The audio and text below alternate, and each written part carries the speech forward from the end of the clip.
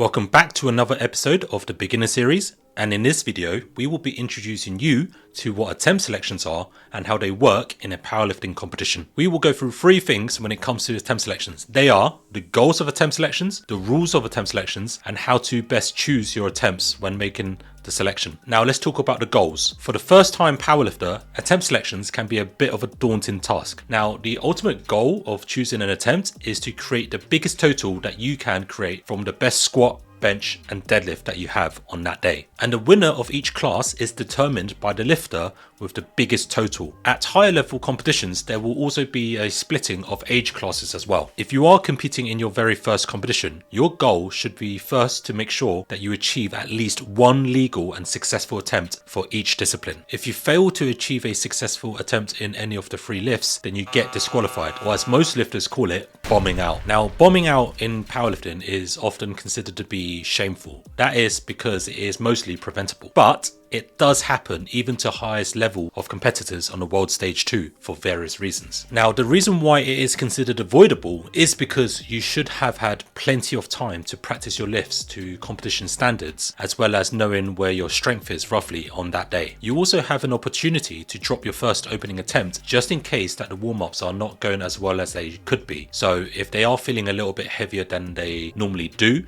then it's probably a good sign for you to adjust your attempts so that you don't bomb out. So what are the rules with attempt selections? Now, just as a disclaimer, this video is biased more towards IPF and their related federations, and other federations may have slightly different rules when it comes to attempt selection. So here are some of the key rules. Each member is allowed 3 attempts in each of the 3 lifts. So the squat, bench and deadlift. So when powerlifters go around saying that they got 9 for 9, they're really saying that they made a successful lift on every single one of their attempts. So the next rule is you are to give in your initial attempt of the 3 lifts at the weigh-in period. So when you go into weigh-in, you need to make sure that you give in your chosen attempts based on the plan according to how your training has been going leading up to that competition. Your openers can only be changed once, and that is either 3 minutes before the start of the round, or 3 lifters if you are a group that is lifting after a previous group. So for example, let's say group A is currently performing their squats on the platform and you're currently warming up for your squats. So you have until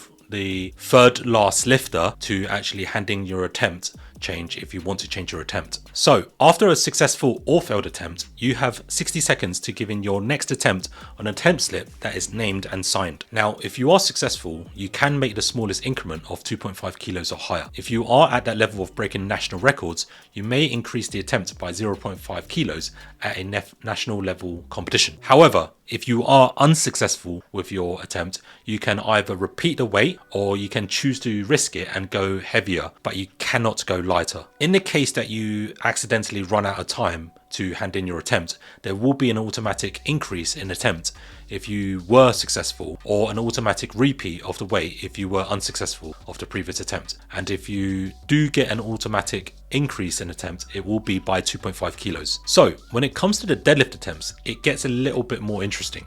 Now you can change your final attempt twice. Therefore, you have 3 slips for your final attempt for the deadlift. There are several things that you need to take into account when it comes to changing the attempts: the load on the platform of the current lifter and the lot number. Now the lot number is a randomly assigned number that is assigned to you at the weigh-in. So on your third deadlift attempt, you can change to increase the attempt or decrease the attempt. And when you do decrease the attempt, it cannot be what is less than what is already loaded to the bar. So if you do choose to decrease the weight on the bar, you have to remember that the lot number cannot be less than the athlete who is currently on the platform if you're decreasing it to the same weight that is on the bar. This is because in the event that you both perform the same weight, the athlete with the lower lot number would have performed the weight first.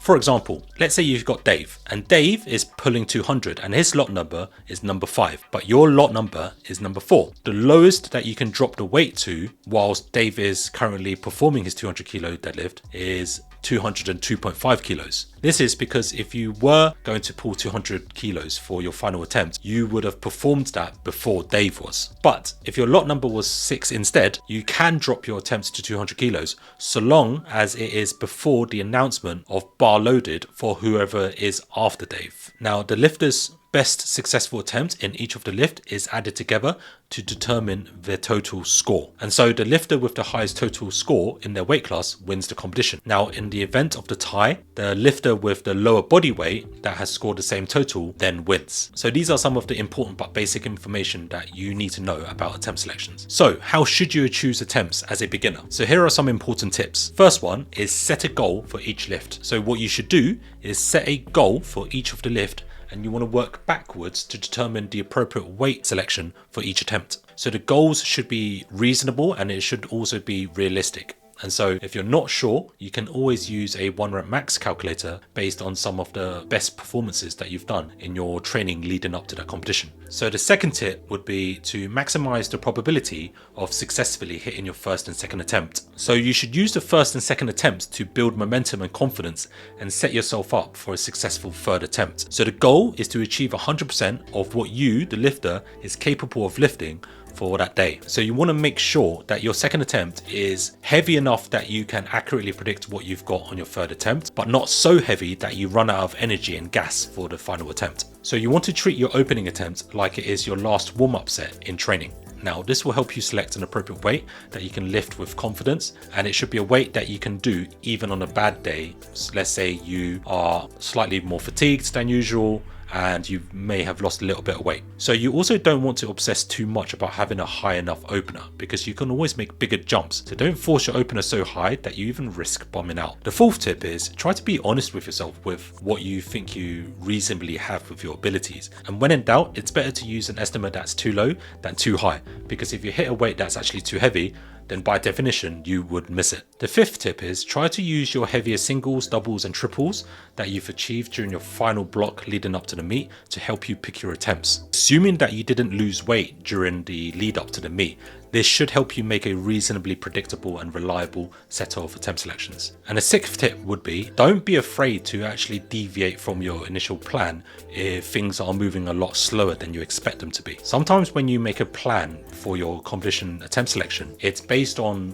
what you think you may have. But at the end of the day, the only way to truly know what you have is to actually judge based on how you're moving when it comes to the warm-ups and your attempts when you're on the platform. So when it comes to actually selecting your actual attempts, for your first attempt, you want to select a weight that you can lift for roughly about 3 reps. So 90 to 92% of your 1 rep max. So if you are training with RPE, that should roughly be an equivalent to an RP7 or RP8 single. Your second attempt should be heavy enough to give you an evaluation of what your max capacity is for that day. And it should roughly be about 95 to about 97% of your 1 rep max. And in RPE terms, it should be a heavy single at RPE 8.5 or RPE 9 roughly. So when it comes to planning your third attempt, I actually recommend using a 1 rep max calculator to give you a slight projection for what you may have on that day. But when it comes to actually deciding what your third attempt should be on the competition day, what you should do is consider how many kilos you have left after that second attempt. So my final tip is try to think more about building your total and think about how many kilos that you have left afterwards, rather than fixating on nice round numbers in your final attempts. So for example, even though 197.5 kilos is not as nice to hear as say 200 kilos, sometimes it's more worth it to try and choose a more conservative number, especially if you know that it's going to be a PB. So remember, attempt selection is not an exact science and there are no hard and fast rules, and it's important to listen to your body and adjust your attempts accordingly. So these attempt selection tips are common among experienced powerlifters, and it's important to listen to your body and adjust your attempts according to what you have on that day. So let me know if you have any other questions or suggestions. I'm always keen to hear you guys out. If you found this useful, click like, subscribe, and I'll see you guys on the next one.